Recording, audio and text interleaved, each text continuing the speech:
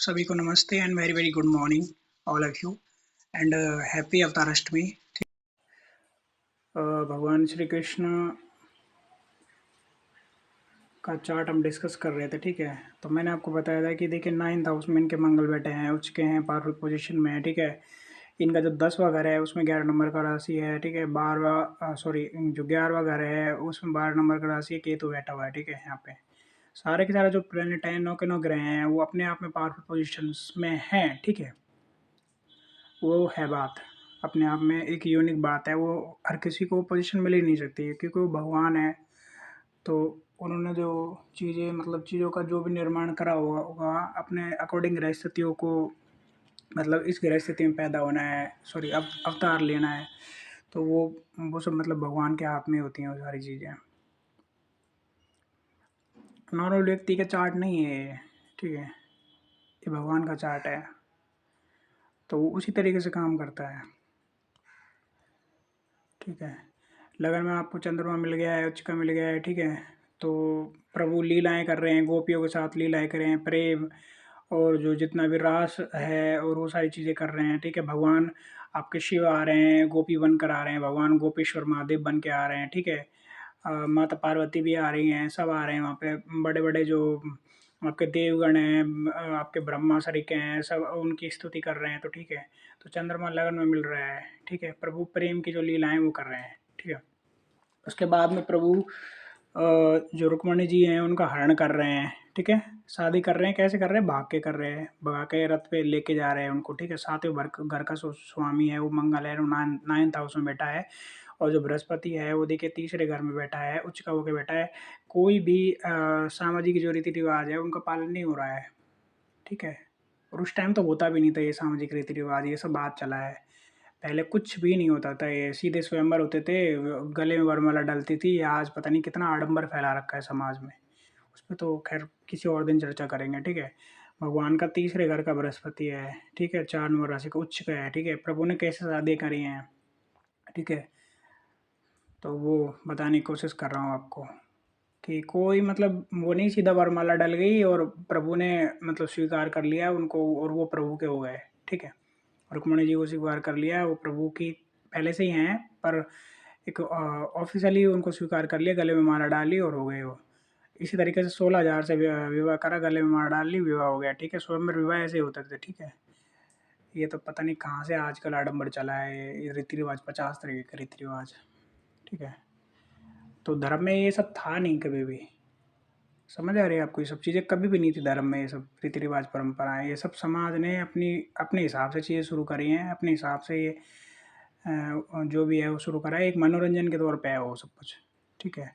विवाह का असली मतलब है दो लोग विवाह को निभा रहे हैं, जिन दो लोगों की शादी हुई है और जिन लोगों से जुड़े हैं उनके प्रति उनकी जिम्मेदारी है, बच्चों के प्रति, अपने माँ के प्रति वो है, वो उनको निभा रहे हैं बस। विवाह का मतलब वो है, ये रीति रिवाज परंपराएं विवाह का मतलब नहीं है, ठीक है। तो उस पर तो अदर टाइम डिस्कशन होगा। भगवान, ठीक है। चौथे घर के सूर्य हैं, ठीक है। तो इनका जो परिवार है वो राजाओं के घर प्रभु ने अवतार लिया है, ठीक है। चौथे घर का सूर्य है प्रभु का, ठीक है। रात में जन्म लिया है। अब आप कहोगे कि भगवान का जो मतलब कि अवतार हुआ है वो जेल में क्यों हुआ है, तो उसका भी मैं आपको मतलब कि कारण बता देता हूँ, ठीक है। अभी बताता हूँ। 1 2 3 4 5 6 7 8 9 10 11 12, ठीक है। 12वें घर का जो स्वामी है ना वो आपको जेल जेल से संबंधित होता है, 12वें घर का स्वामी, ठीक है।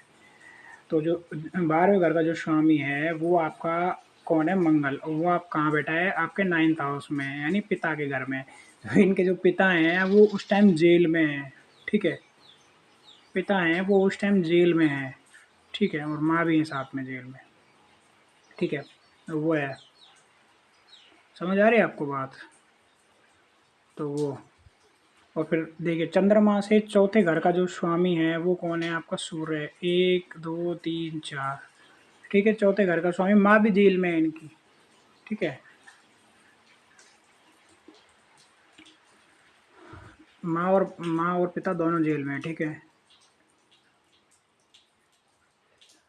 तो ये है, ये प्रभु की जो मतलब लीला है वो उसी तरीके से उन्होंने चाट लिया है, उसी तरीके की घटनाएं उनका जीव पूरा मतलब जीवन अपने आप में ही प्रभु की देन है, वो तो जो भी है जिस भी तरीके का है, ठीक है, वो है। तो ये भगवान श्री कृष्ण का चार्ट है, ठीक है। और ये आपको दिख रहा है, देखिए ये सुदामा दिख रहा है आपको, सुदामा जी दिख रहे हैं, भगवान कृष्ण दिख रहे हैं, ठीक है। तो ये क्या है, ये उच्च के मंगल की स्थिति है, ठीक है, उच्च का मंगल है इनका, ठीक है, 9वें घर का। तो मित्रता निभाने में इनसे मतलब इनसे ज़्यादा कोई मतलब ऊपर है ही नहीं, उच्च का मंगल है वो भी 9वें घर में, भाग्य स्थान में, ठीक है। इनसे ऊपर मित्रता निभाने में कोई भी नहीं है, ठीक है। इनसे अच्छा कोई मित्र है ही नहीं है। देखिए प्रभु लीला कर रहे हैं, गाय की सेवा कर रहे हैं, ठीक है, गाय की सेवा कर रहे हैं, जीवों की सेवा कर रहे हैं, ठीक है। उच्च का शुक्र है प्रभु का, ठीक है। मतलब प्रभु के जीवन को देखिए और उनकी गृह स्तुति को देखिए, ठीक है। उच्च का शुक्र है प्रभु का, उच्च का शुक्र है। तो देखिए उनकी उस गृह स्थिति को देखिए कि गाय की सेवा कर रहे हैं, जीवों की सेवा कर रहे हैं, ठीक है, भगवान है। और जब भी मतलब किस तरीके से प्रभु लीलाएं कर रहे हैं। उसके बाद में देखिए, ठीक है, प्रभु का लगन का चंद्रमा है, ठीक है। तो प्रभु किस तरीके से लीलाएं कर रहे हैं, प्रेम लीलाएं कर रहे हैं, वो सब आपको पता ही है। राधा रानी जी हैं, ये प्रभु ही हैं, ये ठीक है, भगवान ही हैं, ये श्री कृष्ण ही है, राधा ही कृष्ण है, कृष्ण ही राधा है, ठीक है। इस तरीके से प्रभु मुरली का जो धुन है वो सुना रहे हैं, ठीक है, ठीक है, मुरली है ओटो पे। तो जो चंद्रमा और शुक्र हैं ये इनके उच्च के पोजीशन में है, पावरफुल पोजीशन में है। तो भगवान मधुर जो मुरली है उसका भी मतलब उससे मोहित कर रहे हैं गोपियों को, राधा रानी जी को, ठीक है,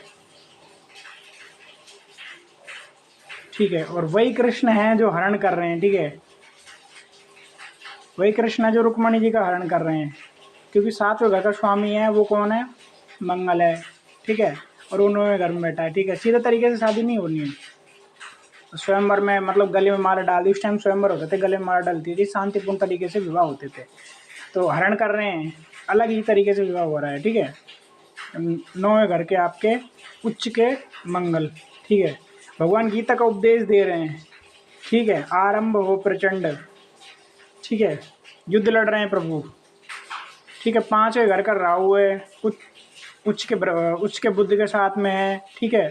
और 9वें घर का आपका मंगल है, लड़ने के लिए प्रभु मतलब अर्जुन को प्रोत्साहित कर रहे हैं, ठीक है। तो अलग अलग आपको रोल दिख रहे हैं और वो अलग अलग जो ग्रह हैं, स्थितियाँ हैं, नक्षत्र हैं, उनका प्रभाव है उस पर, ठीक है, उस स्थिति पे।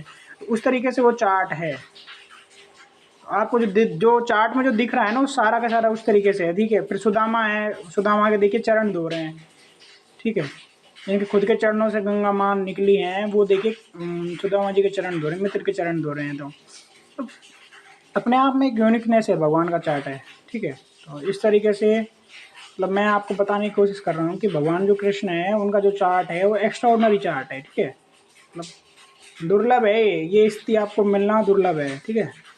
तो thank you so much for watching, ये सेकंड पार्ट है। और सभी को अवतार अष्टमी की शुभकामनाएं।